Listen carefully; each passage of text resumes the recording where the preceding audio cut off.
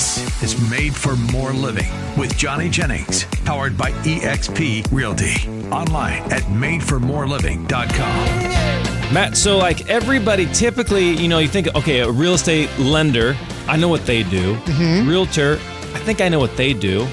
But most people, do you know what an escrow officer does in a real estate transaction? I've gone through escrow when I purchased my house, and they gave me like an encyclopedia full of paperwork to fill out and sign. I know that's what they do. They give us a lot of paperwork to sign, right? They do. So amongst many, many other things. And so to talk to us about all things escrow is Margaret Harris with Chicago Title. So hey. Thanks for being on the show, Margaret. Thank you for having me. So is that true, though? You guys make people do a lot of paperwork? They do all the paperwork. Back in the day when I bought my house, we do it. It was all regular. It was like paper. Do you still have to do it paper, or can you do it all digitally now? You still have to do paper. Isn't that interesting? Unless it's a cash sale, then we can do DocuSign. But why does it all have to be actual paper? Why can't everything's digital now? Like all the contracts I do here at the radio station. Aren't they moving towards like digital notaries and stuff like that? They are, yes. California is just not on board yet. It's a California thing. It's state. Can by they state. do it in Texas? Do you know if they can do it in Texas? I believe so. Oh my gosh! Of all course right, they can. See, there you go. Here we Another go. reason to move to Texas. Another reason to Dallas. Johnny Dallas. I'm not a Texas fan. Yeah, he hates it. You like Texas? I'm a Margaret? Cowboys fan. Okay. Oh my gosh, that's right. horrible. Here we go. Especially this year. Oh, great. I'm I know. a 49ers fan though, so it's worse for Same us. boat. Yeah. Oh my gosh. So you guys must have just ginormous filing cabinets then to keep all of those papers.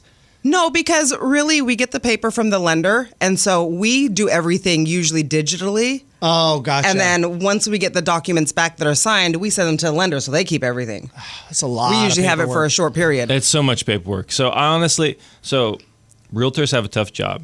90% of realtors quit in 5 years, but I think escrow officers may have a harder job. Are you serious? Yeah. Their turnover couldn't be that low. No. It's not that. No. It's not that. It's a love-hate relationship. But it is like. Why? So they're the hub of the transaction. Like everything goes to them. All the lender documents, all the county documents, all the contracts, everything goes through them. And they are oftentimes the scapegoat. If I'm going to blame somebody, I'm going to blame Margaret. It's true. Really? Wow. He doesn't usually blame me, No, but I don't. some people do. Yeah, but they're an easy person to blame. Because, like, why do you think you guys get Well, because blamed? we deal with everybody, and Yeah. nobody wants to place it on their relationship with the realtor or the lender. So, Yeah. it's escrow. We'll just blame them. We'll just blame them. They're the scapegoat, right? So are you saying sorry a lot? Have you learned to do that? Absolutely. Yeah. I'm so sorry this happened, and I don't blame anybody else because, it's just not what we do. We're Yeah. a team. Good for you. See, Yeah. you got to have that kind of temperament and Yeah. perspective in order to do what she does. Absolutely. I couldn't do it. I couldn't do it either. It's way too much. Like just the paperwork, the details. The prelims. So there's a preliminary title. So one of the things we do as soon as we get a listing is we pre-open escrow with you, right, Margaret? Mm-hmm. Can you outline what that looks like? Well, what does it mean when somebody pre-opens an escrow? So when you pre-open escrow, usually you guys send us a listing agreement because you have a seller that wants to sell their home and they have signed an agreement with you. And so we will then order the preliminary title report, which shows you everything that's the liens against title, how vesting is held, what needs to be cleared. Yep. So we like to be proactive with us and make sure that we have all of the liens taken care of, make sure if somebody's dead or if they're in a trust or there's a probate that we want to get that cleared prior to Or you that guys they getting can the actually contract. sell the home? Yeah, make sure that they're the person that is able to sell the home before Yeah. you guys get in a contract. Yeah. So for example, we just had a situation come up recently where this other agent referred this client to me and said, "Hey, I'm too busy. I got some stuff going on. You work this lead. They got a lot going on." And I won't get into all the details, but essentially come to find out, we pre-opened escrow with you, and it was like there's a cloud on the title, meaning this person's not really the one that can sell it, and we're unsure. Correct. And so it ended up becoming a thing. And so, but if we hadn't pre-opened escrow with you, then we could have maybe opened up an escrow, had a buyer, have everybody ready to go, and then go, oh, we can't do this right now. Yeah. So that's why we do the pre-open escrow. Absolutely. But you see, what is it? 18 deals a year is what 98% of realtors do. Like it's very, very few do more than 18 deals a year. How many escrow, how many files would you say you do in a given year on average? So I probably do 15 to 30 a month. Okay. With a mix between, and I'd say 90% resale, 10% refis. Okay. Yeah. Okay. And so why I'm asking you that, though, is because you see a lot. Like, you see a whole lot more than what your typical age. And you've been doing this, 2 years now? 3 years? It's been 20. 20 years. Actually, This year. I was thinking about this morning. You have been working with Valerie and I. Like, you're our longest standing vendor relationship outside of our transaction coordinator. That's exciting. When it was was it 2018? I would need, I think it was late 18, maybe early 19, somewhere in there. was it? I It thought had maybe to- 17. No, definitely 18 because okay. we didn't move up here till 18. Oh, okay. Yeah, So then 18, 19. yeah. So that Feels like it's been forever. we've closed a lot of deals together. Yes. Yep. And some great ones. And some great ones. Speaking of some deals, let's talk about the power of attorney story, the one that happened with the mom. Oh, yes. Yeah, you mind sharing? So this will give you a good idea, Matt, of kind of like what Margaret does. Okay, let's hear it. Yeah. So we had a sale that was in contract, and the owner was the mom, and she was pre-dementia. So with that, gotcha, okay. the daughter had a power of attorney, but the power of attorney was 10 to 13 years old. So Wow. we had to get Have you under- ever seen something like that before? The This power was my of- first one because it was actually the husband was the original power of attorney, but he passed away ages ago. Yeah. And then she was a second in line for the power of attorney. And who's this young girl? Her Oh, daughter. It's her daughter, and she's not a young girl. She's probably like 60. Yeah. So and mom was older, obviously. Mom was old. And they had no other options but this young girl? Well, she wasn't young, but it was 10 her to daughter. 13? 10 to 13? No, years ago, 10 to 13 years ago. Oh, I'm Yeah, sorry. I the thought power of attorney. the power of attorney was this 10-year-old girl. 10-year-old. That's illegal. Okay, that's where I was confused. Okay, gotcha. You have to be 18 Okay, to I was sell a property. 10 years old power of attorney. Okay, Barbie gets this. Yeah. Oh my gosh. No, but what happened is the power of attorney was questionable. Yeah, because of the age of it. So we had to have a conversation with the mom to confirm that she was aware that the daughter was going to use the power of attorney and sign on her behalf. The mom lived with the other daughter. And so the daughters didn't really get along. So the daughter that had the power of attorney had to make sure she was able to drive up to the mom to have the conversation because the other daughter wasn't willing to get involved or something like that. Yep. So in the end, we weren't able to use the power of attorney because I had a conversation with the mom, and she didn't seem at that time like she was aware. Like she questioned a few things. So I went back to my underwriter. We talked about it. We said, well, we need to get the mom in here to sign in our office. I think we tried getting doctor's notes, and then the doctor note wouldn't say, hey, she's not so far gone that she needs a power of attorney. Yep. And then, so now we're like in this catch-22. Well, That was it, yeah. We have an old power of attorney. Mom's not necessarily entirely with it, but not gone far enough where the doctor's going to sign off on it. And then what ended up happening? So we ended up having to have her come into the office to sign with one of our trusted, notaries that we pre-approve, which was one that I've been working with for almost 20 years. And she was able to sign. It caught mom on a good day, and we were able to close escrow. Boom. And then we sold. And we sold it. And everybody was happy. Everybody was happy. But that one also had solar on it. And that was a nightmare, too. So we've had some solar guys on the show before, and I've never seen a deal necessarily not go through because of the solar. Have you ever seen a deal not go through because of solar? Like, can it be a deal killer? It can be, but if the buyer is impatient and wants to close and we don't have what we need, I haven't seen it happen. I've seen all they've seen is them get delayed. Okay, that's what I've Yeah. experienced too. Yeah. So if there's solar on the property, as soon as that escrow is opened, right, we probably need to pre-opening escrow, like the listing agreement is signed. Early on in the process of selling that home, we need to start reaching out to the solar company. But we can't. We have to have the buyer. We have to have information.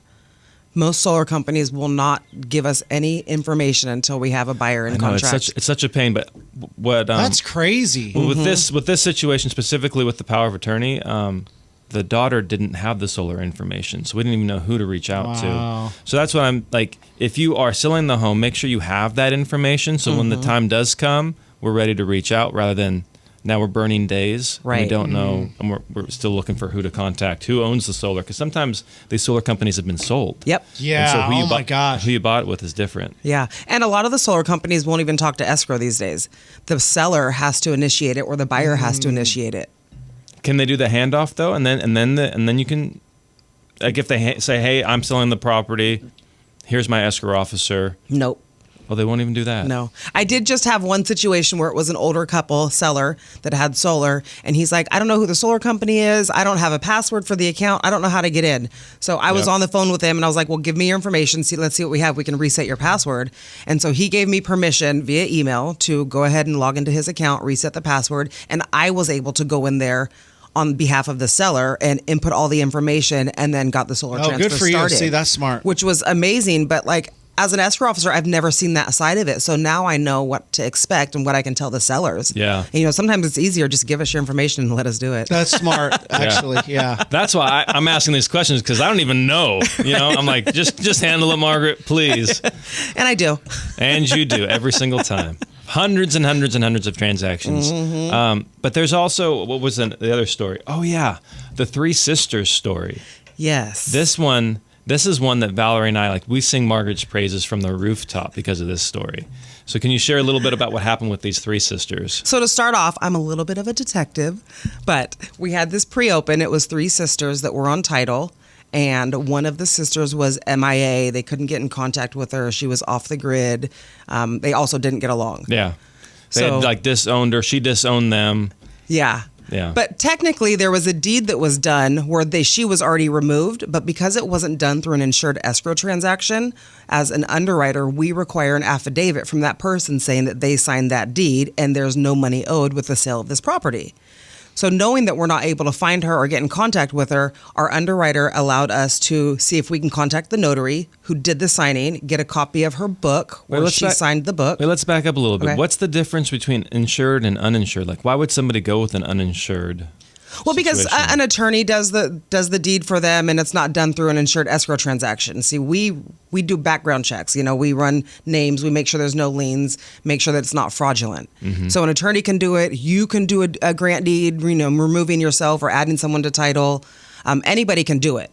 But you then just take it to the county to record. But then at some point, if they want to use a title company, they're going to run into this issue. Correct. Every Okay. time. Yep. So it's faster, but it's not long term. I could just go through the title company.